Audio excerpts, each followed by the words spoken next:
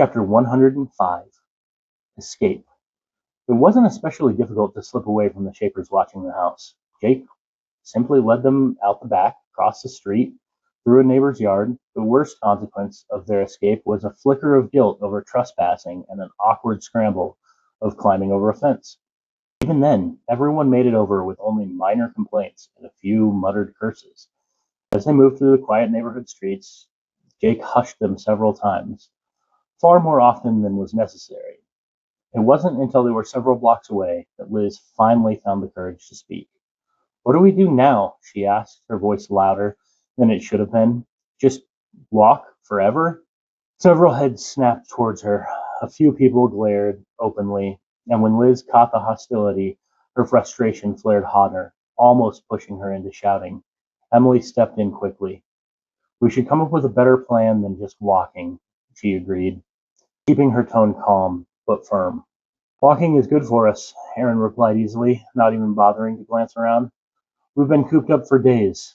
Nina shook her head, changing direction entirely. "Where's Vouette? Orla? Rylan? Shouldn't they come for us?" "Why do we need them?" Cup asked with a shrug. He had heard all the stories, another world, training, magical lectures, and none of it had impressed him. To him, it had started to sound like a kid obsessing over the same movie for days at a time. He shrugged. "I think they'd want us to figure this out ourselves," he said. "You said they're enemies of the Shapers. They're probably busy." His eyes drifted towards Aaron, the one person who always seemed to know more than he let on, the one person that remained calm. Vince suddenly stiffened. "Do you feel that?" he asked urgently. "Yeah," Jake answered with a relieved sigh. "We're out of that suppression zone now." Aaron frowned slightly. "How did you work around it?" "Some of my abilities were still completely blocked."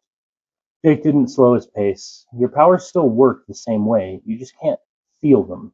It's like flying blind. And there was another effect too, something that made everything sluggish, kind of confusing." He shrugged. "The training videos I found said to breathe slowly and push your full focus into your gift. Practice constantly until you can navigate without feeling the flow." Aaron smiled faintly, thoughts racing. Jake had spent years using his powers, years building instincts Aaron had only recently begun to develop. Liz tried again. "Where are we actually going? We need food, we need a place to stay, and we need an actual plan." "Can you see Ghent?" Nina asked quietly, her eyes fixed on Jake. Jake stopped walking. The group halted awkwardly behind him. His jaw tightened, his eyes squeezed shut, his fists clenched as he reached outward with his senses. After a long moment, his head tilted slightly. "I can't," he admitted. He started walking again. Uneasy glances passed between the others. "Do you think he's alive?" Nina pressed. "He's alive," Jake said with certainty. Cup frowned. "How do you know if you can't see him?" Jake didn't hesitate. "He's blocking me. I can feel him pushing back against my power." The effect on the group was immediate. Shoulders slumped, eyes darkened, fear settled over them like heavy blankets. Aaron spoke calmly into the silence. "We're safer together than apart." "Are you sure?" Liz pressed. Before he could answer, she shook her head. "It doesn't matter. We still need a plan." No one had one, and the silence told her that. The quiet stretched out painfully until Emily broke it with a weary sigh. "Does anyone have any way to contact Vouette, or anyone from Sanctuary? The judges?" She looked around, hope flickering only briefly. No one spoke. "Why didn't we make a plan before we left?" Liz muttered, frustration bleeding into anger now. "I think we were being watched," Cup said, meeting her eyes with a helpless shrug. Almost everyone looked at Jake. He saw it immediately through the mental windows he kept open around them. "Don't look at me," he said without missing a step. "My powers were blocked too." That didn't stop them from looking. Aaron glanced sideways at him, amused. Jake noticed instantly. "What?" he demanded, looking over at Aaron. Aaron only shook his head and chuckled softly. Liz cut in again, determined. "We still need a plan." "There's a park up ahead," Aaron said, nodding towards the trees coming into view. "We can sit and think."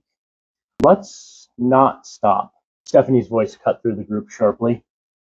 Everyone turned towards her. She looked shaken, Though she didn't fully understand why, the idea of stopping filled her with a deep, instinctive wrongness, like stepping towards a cliff she couldn't see. I don't know why, she added quickly, but we shouldn't stop there. Jake groaned. Great. Aaron studied her for a moment, eyes narrowing thoughtfully. All right, he said. We keep moving. We'll figure something out on the way. The situation clearly calls for pizza, Cup announced suddenly. There's a place just down the street. Emily and Aaron reacted instantly. No, they said together. Cup blinked. Whoa, what? Not there, Aaron said firmly. We can get pizza, just not that place. Okay, Cup said, shrugging. Where then? I know somewhere, Stephanie said quietly. And as soon as she spoke, she felt it, the same instinctive certainty. And this time, it felt right.